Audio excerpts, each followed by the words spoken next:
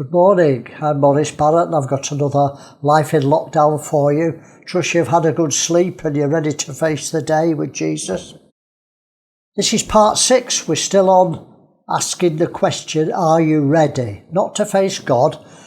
Most Christians are confident that their names in the Lamb's Book of Life because they've accepted salvation by faith. And so they're confident that when they stand before God, their name's in the book. But Christians are not so confident about standing before the judgment seat of Christ to account for deeds done in the body, whether it's wood, hay and stubble, gold, silver, precious stones. And Jesus is coming again, so are you ready to face him? I don't believe it'll be too long now. Well, we need to be watching. I want to concentrate on the word watch this morning because that's one of the words that we need to think about when we think, are we ready? We need to be watching.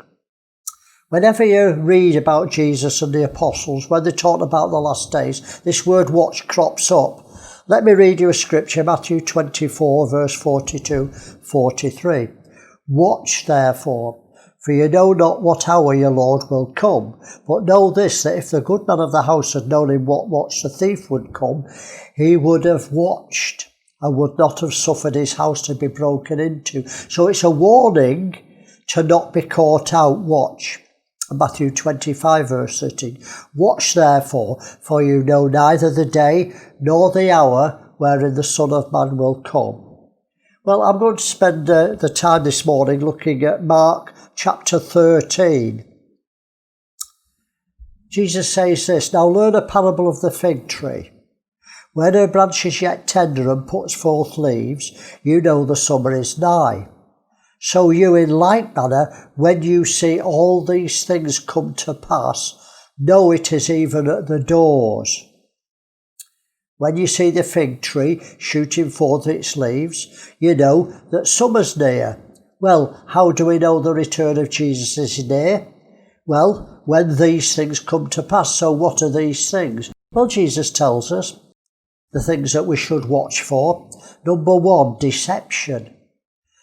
And Jesus answering them began to say, take heed lest any man deceive you. Well, I can't believe how many Christians have been deceived at this present lockdown situation. The whole world's been locked down and the government are telling us what to do. One can meet 2 people, but 2 people can't meet 1 people. And you've got to keep distance when you do this. And it's absolutely dictatorship. It's unbelievable that people have just accepted it and they say yes sir, no sir. Most Christians are believing the media more than the Bible in this present lockdown. It's unbelievable. They're watching far too much news and not reading the Bible enough about the end times. Deception, number 1. Number 2, wars and rumours of wars. Verse 7 and 8, and when you shall hear of wars and rumours of wars, don't be troubled, for such things must need be. But the end is not yet. For nation shall rise against nation, kingdom against kingdom. Well, that's been happening in the world, obviously, but that's not the end. Then it says earthquakes, famines and troubles.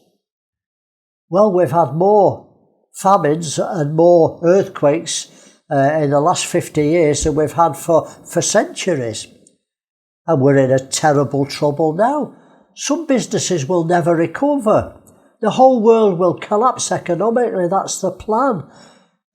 Small shopkeepers are going out of business. Thousands of people will be bankrupt because of this lockdown. It's all engineered. And there shall be earthquakes in different places, and there shall be famines and troubles. These are the beginnings of sorrows. We've started the beginning of sorrows. I believe 9/11 started so many things. God showed Joanna and I 13 years before the Twin Towers came down that this would be when play would begin, when the one world order would get permission off God to trap the whole world. And we've seen it happening. But that's just the beginning of sorrows. And this unprecedented lockdown and riots, it's part of the beginning of sorrows. And just like after 9/11, we lost so much freedom Christians don't realise. You know, do you remember before 9/11 when you could go to an airport and you didn't have to go through security, you didn't have to go an hour earlier for the security and the searching? People have forgotten what it was like. They've accepted the new normal and think it's the old normal, but it's not. Do you remember when you could lovingly discipline your own children? Do you remember when teachers could discipline children in schools? Do you remember when witchcraft, homosexuality and abortion were illegal? But it's normal now. Christians don't know what normal is. It's the new normal, which is not normal. It's perversion, and all the time we're losing our rights. Well, blind Christians even believe the new normal's good and don't see the freedom's been taken away. I can assure you, I don't need to prophesy, it's staring us in the face. Things will never be the same on planet Earth after this present world lockdown, and you'll lose more freedom. Mark my words.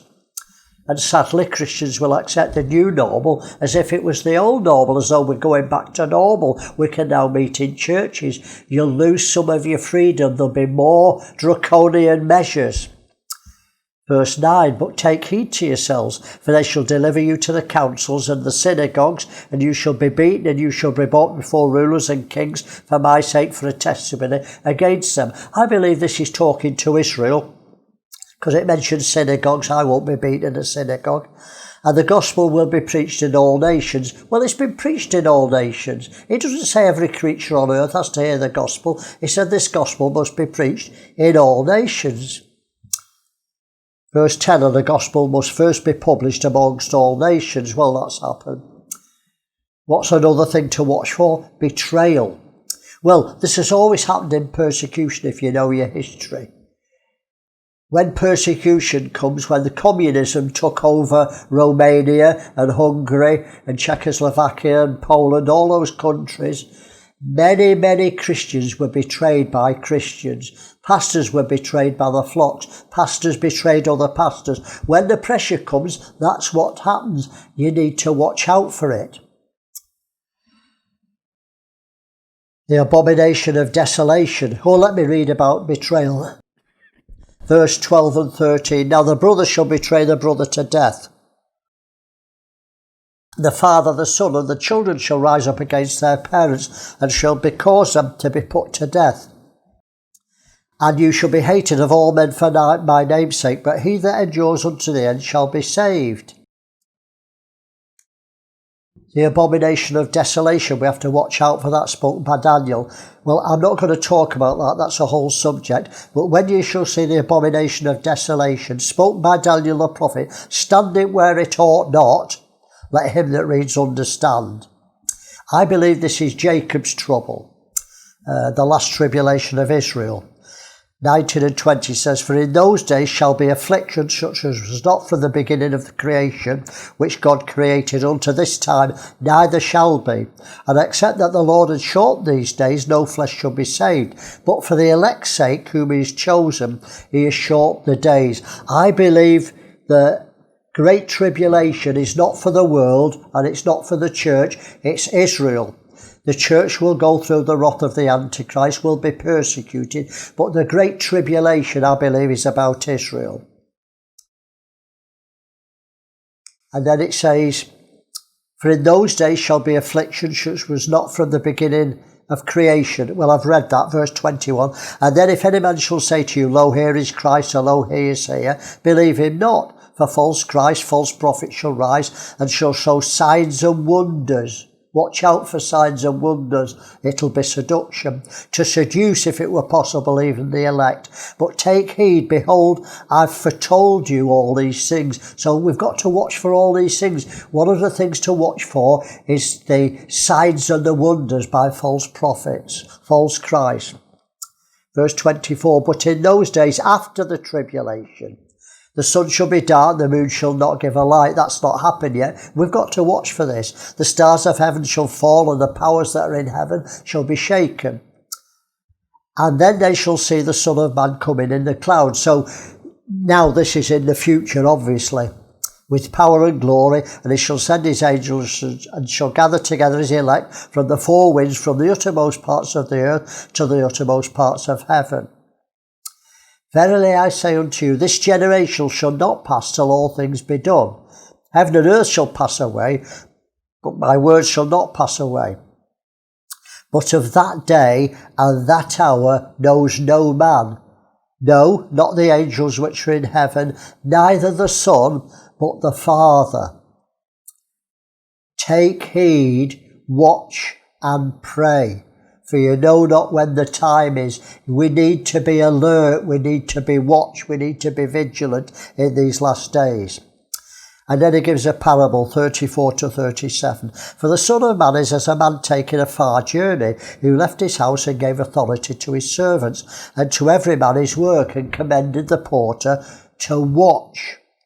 Watch therefore, for you know not when the master of the house cometh, at even or at midnight, or the cock crowing, or in the morning, lest coming suddenly he find you sleeping.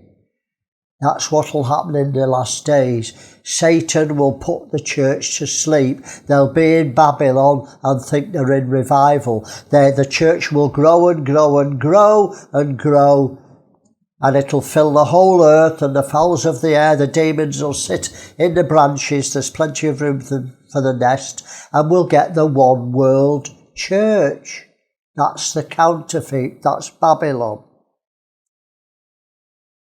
So we've got to watch and not be asleep. Well, I'll read a few more scriptures to finish. The time's gone. Luke 12:38. And if he shall come in the second watch, or come in the third watch, and find them so, blessed are those servants. Luke 21:36. Watch ye therefore, and pray always. Watch and pray, watch and pray, watch and pray. It occurs all the time. Watch therefore and pray always, that ye may be accounted worthy to escape all these things, and that ye shall come to pass and stand before the Son of Man. 1 Thessalonians 5:6. Therefore let us not sleep. There's the word again. Don't let Satan put you to sleep. Therefore let us not sleep as others do. Other Christians he's talking about, not the world. But let us watch and be sober. 1 Peter 4:7. But the end of all things is at hand. Therefore be sober and watch unto prayer.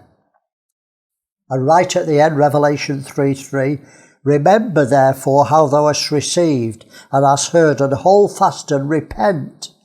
If therefore thou shalt not watch, I will come on thee as a thief, and ye shall not know what hour I come upon you. Quite a serious message, because you've got to watch and not be asleep. Well, the time's gone. Have a wonderful day. I'll see you tomorrow for another Life in Lockdown.